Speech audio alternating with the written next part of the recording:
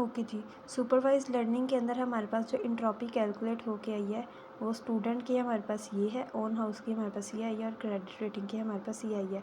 अब क्योंकि हमारे पास ये तीनों वैल्यूज़ माइनस में है तो माइनस में जितनी छोटी वैल्यू होगी उसको उतना बड़ा जो है ना समझा जाता है।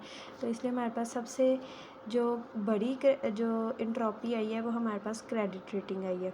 ठीक है, तो हमारे पास रूट नोड बनेगी क्रेडिट रेटिंग।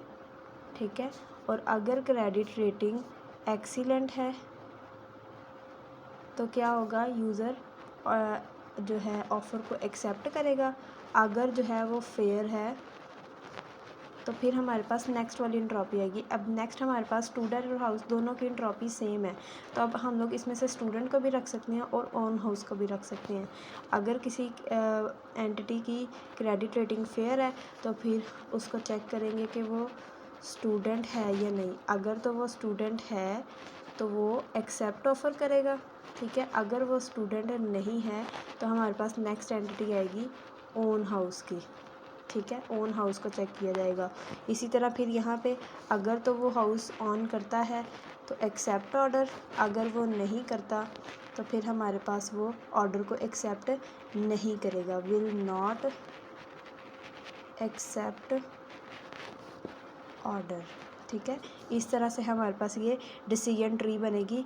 और इंट्रॉपी हम लोगों ने किस तरह से कैलकुलेट की है, सबसे पहले जो भी हमारे पास टोटल नंबर होगा हम लोग उसको फाइंड करेंगे। जिस भी एंटिटी का हम लोग फाइंड कर रहे हैं टोटल नंबर, उसमें से हमारे पास पॉजिटिव पी पॉजिटिव कितने होंगे यानी कि यस कितने होंगे। और क्रेडिट रेटिंग में हम लोगों ने एक्सीलेंट देखे थे, वो पी पॉजिटिव थे। हम लोग देखेंगे कि हमारे पास नेगेटिव कितने हैं। फिर हम लोग इंट्रॉपी का फार्मूला लगाएंगे जो कि हमारे पास क्या है, minus P positive log 2 of P positive minus P negative log 2 of P negative. ठीक है, जब हम लोग हर एंटिटी के लिए यानी स्टूडेंट के लिए, ओन हाउस के लिए, क्रेडिट रेटिंग के लिए एंटिटी इंट्रॉपी कैलकुलेट करेंगे। और एक हमारे पास इंट्रॉपी हम लोगों ने फाइंड की थी एक्सेप्ट ऑर्डर की भी। ठीक है, उस एक्सेप्ट ऑर्डर वाली इंट्रॉपी में से हम लोग जो है माइनस करेंगे हर एंटिटी वाली इंट्रॉपी को। ठीक है, यानी कि अगर हमने स्टूडेंट की कैलकुलेट करनी है ना फाइनल, जो जिसको हम लोग इन्फॉर्मेशन गेन कहते हैं, एक्चुअली हमारे पास ये इन्फॉर्मेशन गेन है। ठीक है, तो इन्फॉर्मेशन गेन हम लोग किस तरह से करेंगे कि स्टूडेंट की इंट्रॉपी माइनस एक्सेप्ट ऑर्डर की इंट्रॉपी, ये इस तरह से आएगा, एक्सेप्ट ऑर्डर पहले और स्टूडेंट की इंट्रॉपी बाद।